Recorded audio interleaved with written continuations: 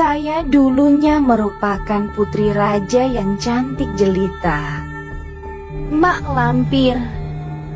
Begini kisahnya. Siti Lampir Maimunah adalah saya dan merupakan legenda yang berasal dari Sumatera Barat. Awal mula kisah saya berasal dari sebuah legenda di Sumatera Barat yang di sana terdapat Gunung Marapi namun diadaptasi hingga menjadi cerita Jawa.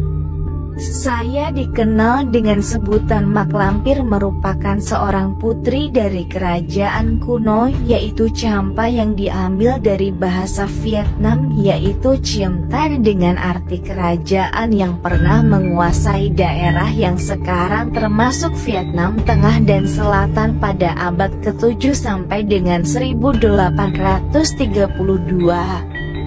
Saya merupakan seorang perempuan cantik jelita dan juga putri dari sebuah kerajaan.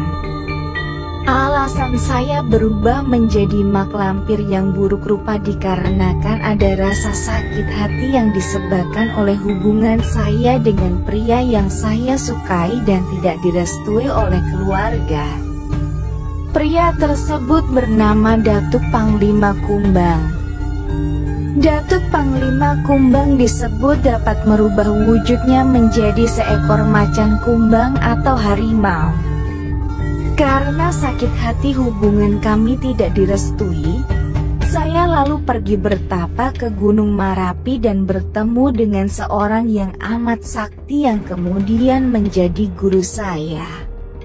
Orang tersebut juga membagikan ilmunya pada saya sehingga saya pun menjadi sama saktinya dengan beliau. Saya lalu mendapatkan sebutan Mak Lampir dari warga sekitar gunung yang ketakutan mendengarkan nama saya. Di sisi lain, meskipun tidak mendapat restu dari orang tua Datuk Panglima Kumbang, saya tetap saja mencari pujaan hati saya tersebut. Akan tetapi saya tidak pernah bertemu. Hingga pada suatu hari saya dan Datuk Panglima Kumbang akhirnya bertemu.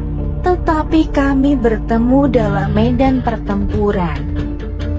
Dan sayangnya Datuk Panglima Kumbang tewas dalam pertempuran tersebut.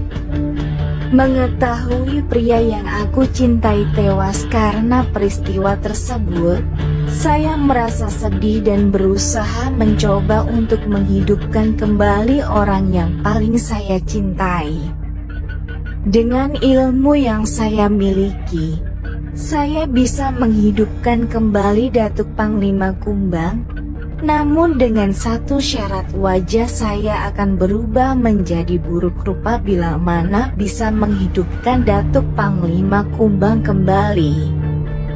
Karena harapan untuk bisa bersatu dengan Datuk Panglima Kumbang, saya pun memutuskan untuk melakukannya.